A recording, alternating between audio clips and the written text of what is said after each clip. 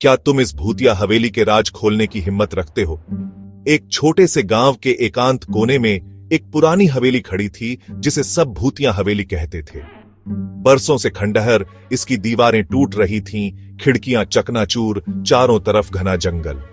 गांव वाले रात में अजीब आवाजों की बातें करते थे, चीखें और पैरों की आहट।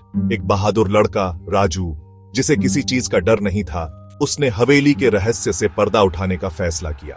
अपने दो दोस्तों के साथ वो अंधेरे में उस डरावनी हवेली की तरफ चल पड़ा। जैसे ही उन्होंने अंदर कदम रखा, दरवाजा अपने आप ही चरमरा के खुल गया। अंधेरा उन्हें घेर लिया, बस उनकी टॉर्च ही रास्ता दिखा रही थी।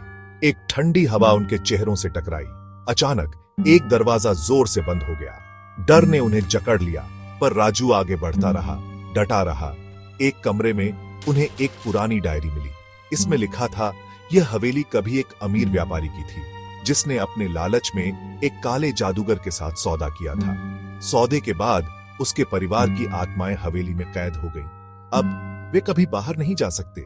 जैसे ही उन्होंने पढ़ना खत्म किया, कमरे में अजीब आवाजें गूंजने लगी, दीवारों पर परछाइयां नाचने लगी और ठंडी हवा से उनके रोंगटे खड़े हो गए। डर के मारे राजू और उसके दोस्त भाग निकले।